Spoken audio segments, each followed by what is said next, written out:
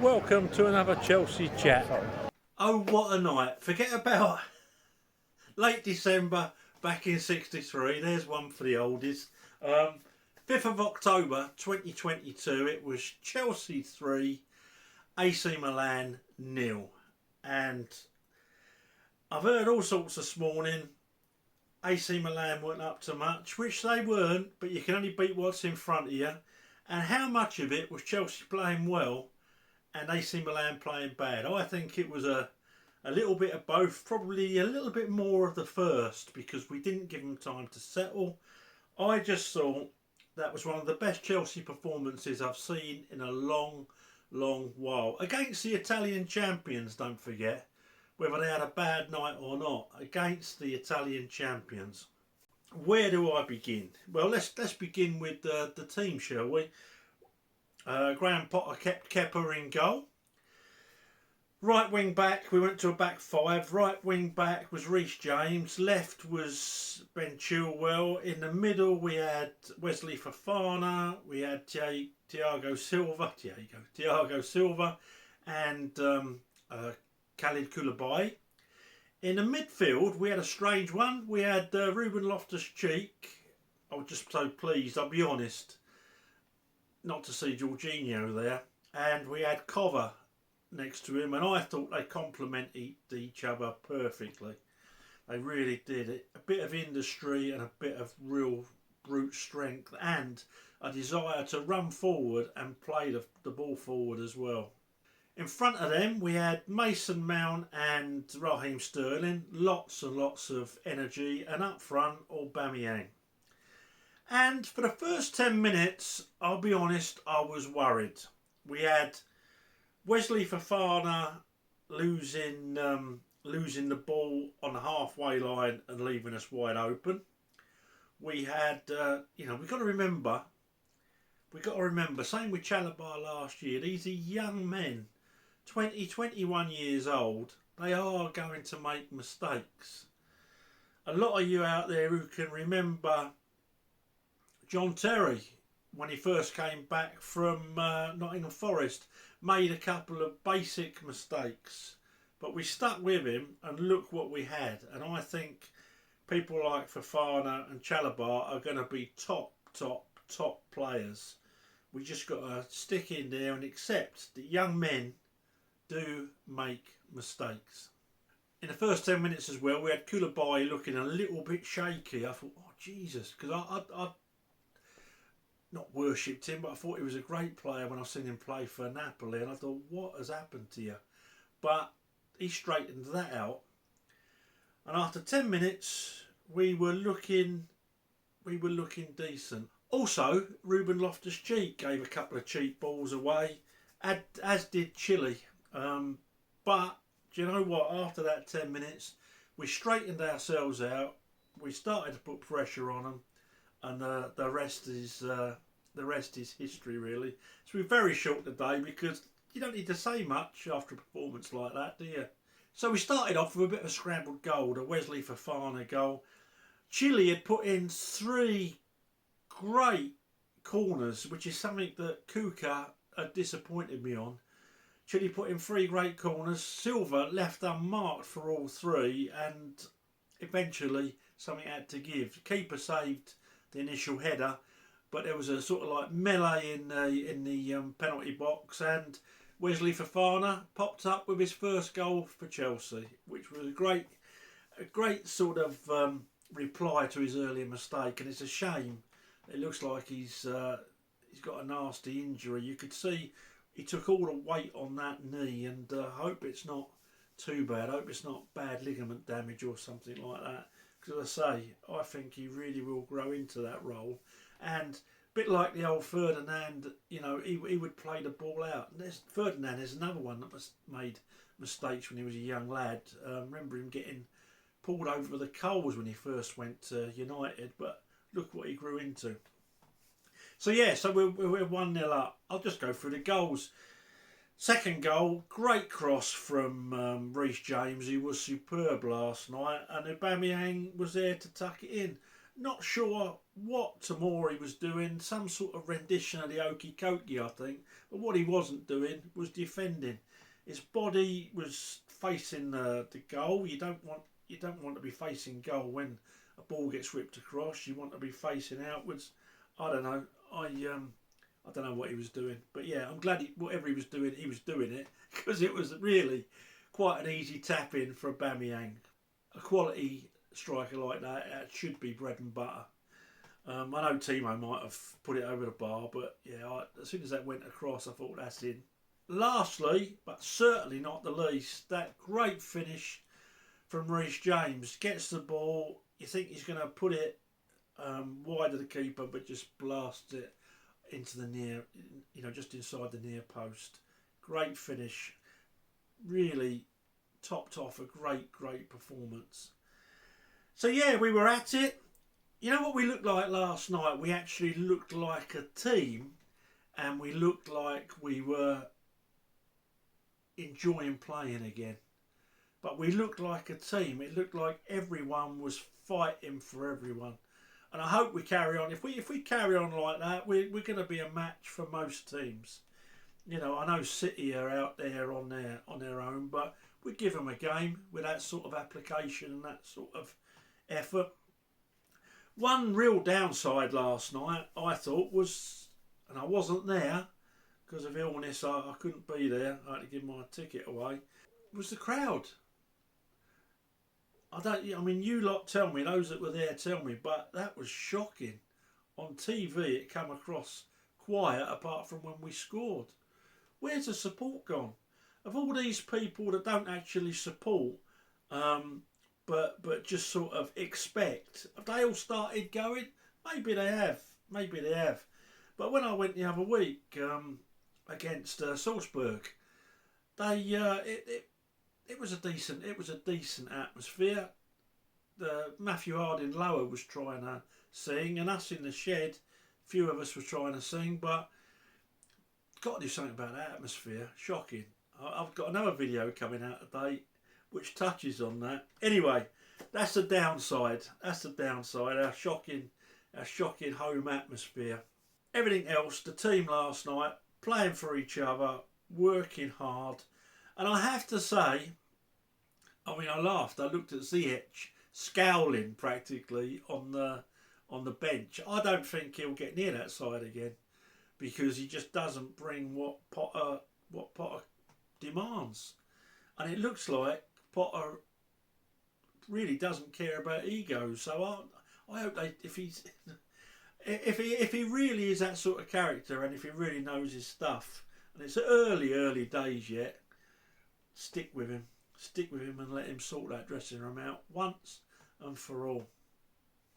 So yeah, no negatives last night. Great 3 points. Pressed hard. Finishing ratio was up on what it normally is. That's where we need it to. That's where we need it to be. And yeah, I've got nothing bad to say. So we'll go straight through the side. Kepa in goal, made a cracking save from almost point blank range when it was 0-0, and looked assured all night. Couple of iffy balls kicked in the stands. I thought is that Mendy's negative, but no, he made a good save. He looks confident. He looks assured, and like I say, what a great position to be in, having two goalkeepers that are keeping each other at the top of their form, hopefully. So yeah, Kepa's going to get a 6.5 from me. Reece James last night I thought was superb. Not only going forward but defensively. He got done a couple of times early on by that, is it Leao, who we're looking at? But do you know what? He's a big skillful geezer, but didn't look like he had much heart, because as soon as Reece started putting pressure on him and we started doubling up on him actually, he just lost the heart and thought, can't be bothered. And I thought to myself, crikey, if Todd Bowley's watching this, will he be putting his chequebook away? Because I'm not sure we need a player like that. But a skillful big lump, you know, definitely no doubt about it, and obviously better than the Ziyech's of this world. So yeah, Reece James last night, superb, and finished off with a superb goal. He got an assist. He was involved in everything. I just think he's a cracking player, and at the moment, on top of his game, he gets a 9 from me. It was my man of the match, but I gave it joint. I'll be honest. I couldn't split two people out there last night. In the middle, Fofana, he gets a 6.5. He made that mistake early on where he lost the ball. You can't lose the ball there and leave the space behind you empty.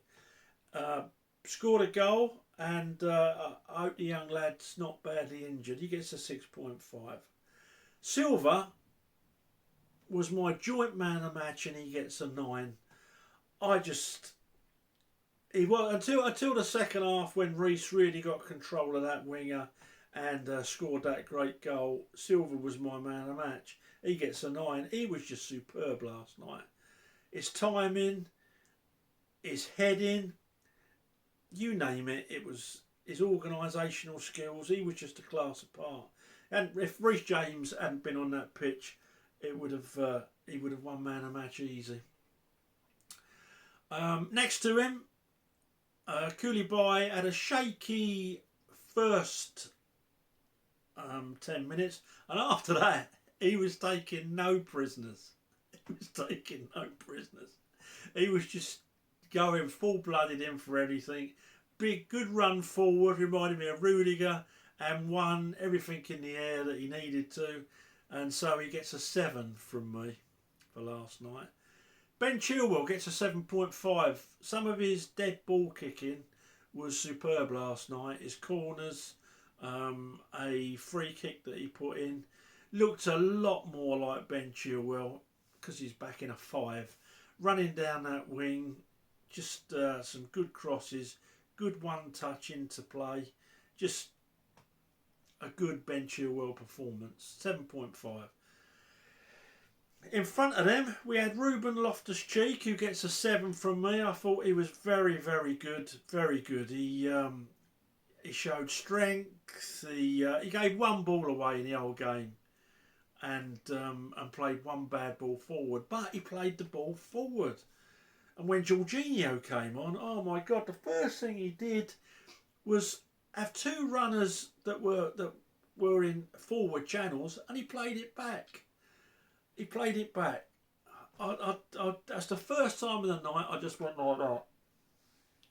Sorry, Jorginho. I would bring you on if we were only winning 1-0 and we had to shore things up and make it negative and make it hard for him to get the ball. But I wouldn't have brought you on at 3-0, I'll be honest. But there you go. What do I know?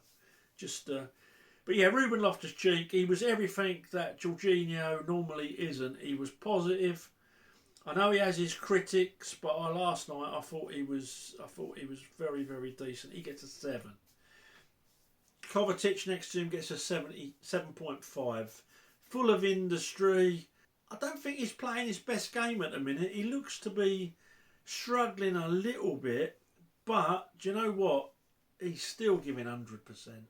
Still giving 100%, and he is a quality player. He got all round that pitch last night. 7.5. Sterling, he gets a 6.5. In and out the game, did his defensive work. Things weren't coming off for him, but you know what? He was still trying, and he was giving them problems. His pace gives anyone problems, doesn't it? So 6.5. Mason Mount gets an 8. Unlucky with that goal. I wish that goal had counted where he dinked it over the keeper, because that would have done his confidence a world of good. But you know what? That lad put such a shift in last night, offensively and defensively.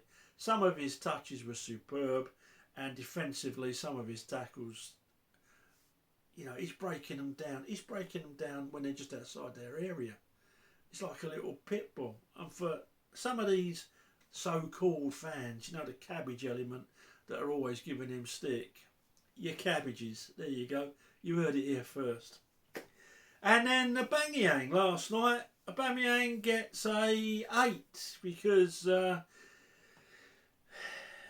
he was quiet, but he was quietly going about cutting down space, and he got his goal. What more could you ask? Well, you could ask for a hat trick in 3 games running, and then 2 in the next one. But failing that, it's nice that we've got a centre forward. Now, I see on social media he's being lauded as, we've got a centre. Well, after Lukaku's first 2 games, we were in cloud 9 about our centre forward. So let's give it some time. But he looks like he's playing with a smile on his face. He looks like the sort of player that needs to play with a smile on his face. And so happy days. Let's watch this space. But well done last night, and he gets an 8. Potter last night gets an 8. What he's done to that side is make them play with a smile on their face again. And I think he just requires grit and determination, because that's how Brighton got a lot of their points. Yeah, and if you can get that work ethic, that team spirit, and you can put the sort of skills that some of the Chelsea players have got behind it, you have got one hell of a team to beat. You really have. And hopefully, it's very early days. I don't get too down if we get beat, and I don't get too up if we beat the champions of Italy 3-0. But early days for Potter, and it looks like he's having a very, very positive effect. That's all I'm going to say right at this minute. Would have got an extra point if he hadn't brought Jorginho on. I'll be honest. I'll lay my cards right out on the desk, and that took a point away from him. I thought, why have you done that? Why have you done that? 3-0 up, with 10 minutes to go or whatever it was, 15 minutes to go. They didn't look like they were going to get back in. I'd have gone for more goals. If anything, I'd have brought Pulisic on, and I can't see the point of bringing Jorginho on, but there you go. I suppose he's got to keep people happy. So that's it. That's it, really. That's my review of the game. Let me know what you think. And if you were there at the game, let me know what you think of the atmosphere. Am I being unjust? Or, because you see these games with Liverpool and Celtic, 2 teams that I've not got much time for, but their crowds are superb. I even watched the Gooners the other day, and their lot made more noise than our lot did. So let me know if you were at the game, if it was as bad as it come across on TV. Maybe not. But great 3 points, just what we needed. Good team performance. I don't care if the other side didn't play very well. Maybe that's because we played well. That's all from me today, folks. Please subscribe to the channel. Please let me know what you think, and please throw the video a like if you watch it. It takes 2 seconds, unless you don't like it, of course. And if you don't bother pressing that dislike button. Okay, speak to you soon. Speak to you after the Wolves game. Although I have got another video coming out prior to that I think needs to be made. Okay, thanks for watching. Up to Chelsea.